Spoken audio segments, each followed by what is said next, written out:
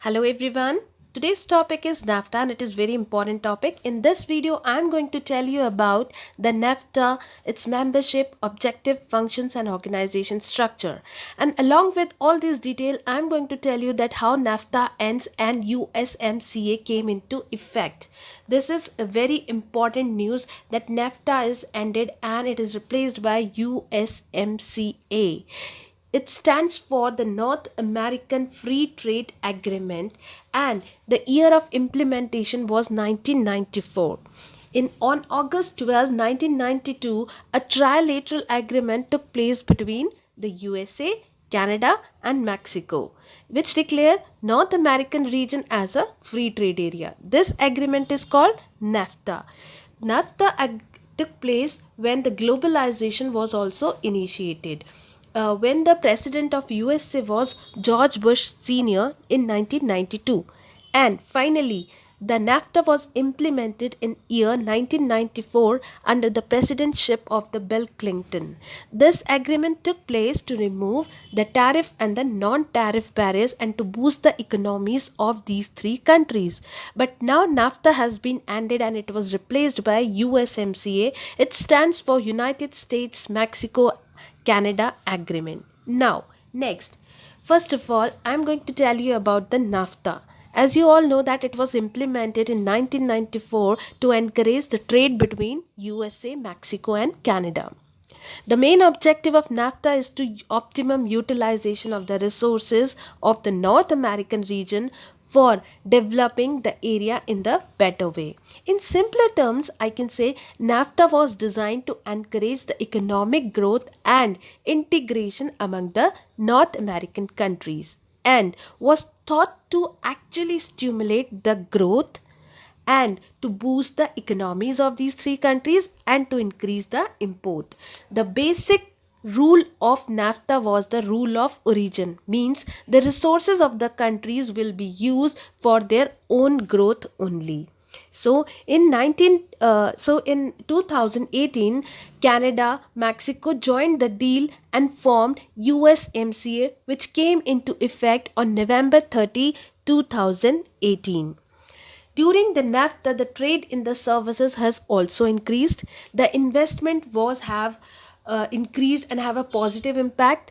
And later on, so many gradually phasing out of the tariff took place, like in the motor vehicles, automotive parts, computer, textile, agriculture. Means phasing out the tariffs step by step. This is the biggest free trade agreement of the North America. In Canada and Mexico, the labor rates was minimum. But with the passage of the time, it was seen that the unemployment in the USA is increasing and more benefits are towards Canada and Mexico. So Donald Trump want to start USMCA and end NAFTA to increase the employment opportunities in the USA. So in USMCA, if any of the three countries want to do the free trade agreement, then they had to take permission from the USMCA. Now we will talk about the objectives of the NAFTA. The main objective was to eliminate the tariff and the non-tariff barriers from the import and exports, to grant the most favored nation status to all the co-signers, and all NAFTA countries must respect the trademark, patent and copyrights. Exporter must get the certificate of origin if you want to waive the tariff, and to establish the procedure to resolve the conflict between the countries. Now, again, I am going to tell you about the function of the NAFTA. To facilitate the cross-border movement of the goods and services, to promote the fair competition, to substantially increase the investment opportunities in these countries, provide adequate and effective protection and enforcement of the intellectual property right, to create effective procedure for the implementation and application of this agreement for its joint administration and for resolution of disputes, to establish a framework for further trilateral, regional and multilateral cooperation to expand and enhance the benefits of this agreement. If we will talk about the organization structure of the NAFTA, then we will say that the cabinet level representatives from all the three countries are involved. They supervise the implementation of the policies, they help in the settlement of the disputes and oversee the working of committees, working groups and other bodies. Now I'm going to tell you about what is FTA. You know that if you want to make the relationship between the countries more strong, then first of all you have to do PTA, that is called preferential trade agreement. Then you will go for FTA, that is free trade agreement. Then CECA and then CEPA. I'll tell you what is all these terms. So first of all FTA, then CECA and then CEPA. So we will say here we will write PTA and then FTA, then it is CECA and then CEPA, SEPA. So I'm going to give the little introduction about all these things. What is PTA? Is preferential trade agreement. During this agreement, there is no reduction in the tariffs and non-tariff barriers. Only we will give the preference to the countries. Then FTA.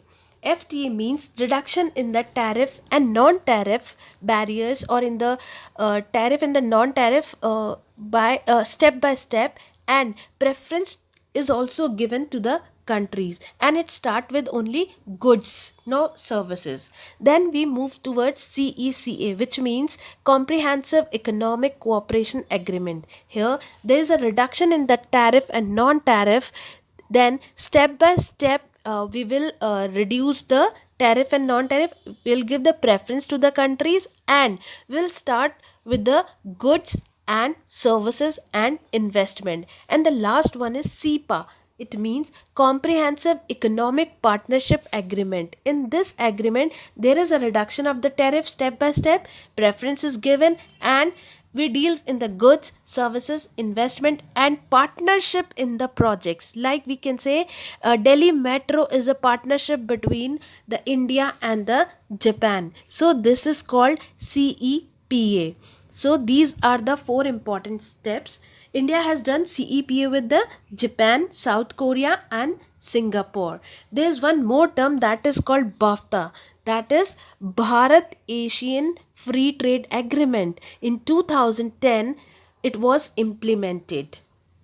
So in this way we can say all these terms are interrelated. I hope now it is clear that what is PTA, FTA, CEC and CEPA. As the relationship grows stronger, we move from PTA towards the CPA. Thank you so much. I hope now each and every concept of the NAFTA is clear, and you will be able to know why NAFTA is ended and USMCA is implemented. Thank you so much. If you have any queries, do let me know. Like, share and subscribe my channel and hit the bell icon so that whenever I'm going to post my video, you will get the notification. Thank you so much. Goodbye. Have a nice day.